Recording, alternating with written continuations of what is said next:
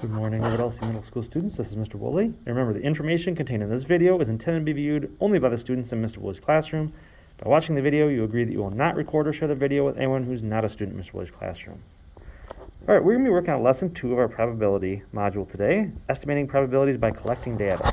We're actually going to start on page 11. It says, a student bought a very large jar of animal crackers to share with students in class. Rather than count and sort all the different types of animal crackers, the student randomly chose 20 crackers and found the following counts for the different types of animal crackers. Estimate the probability of selecting a zebra. So his kids selected just a handful of the animal crackers, and this was the results. 2 lions, 1 camel, 4 monkeys, and so on, out of 20 total crackers. The probability of getting a zebra, like they're asking me, well, it's the zebra out of the total possibilities. So there are 3 zebras out of 20 total possibilities, and we can convert that if we need to. 3 divided by 20 is 0.15, and slide the decimal 2 places right, 15%. All right, next up, still asking some questions about that.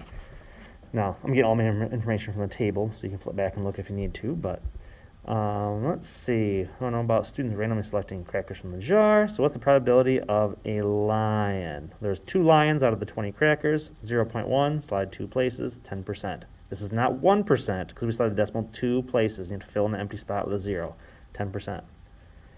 Estimate for the probability of selecting a monkey. There are 4 monkeys out of 20 total possibilities, so 4 divided by 20 is 0.2, or we're going to call it 20%. Sometimes you ask for a fraction format, sometimes you ask for a percent format. Very rarely will they ask you for the decimal version of the percent probability, but usually it's one or the other, but we know all 3 obviously. What's your estimate for the probability of selecting a penguin or a camel? Well, there are 3 penguins and 1 camel. That's a total of 4. So 4 out of 20, 0.2, 20%. What's your estimate for probability of selecting a rabbit? 0 out of 20. So there's no chance of me getting that. If I want to, I can just call it 0% also.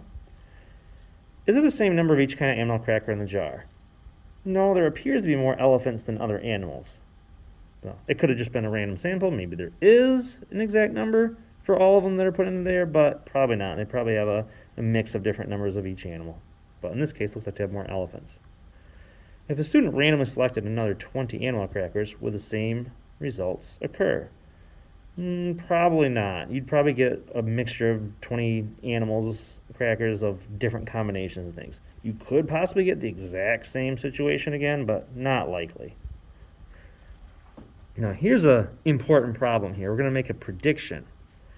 If there are 500 animal crackers in the jar, how many elephants are in the jar? Explain your answer.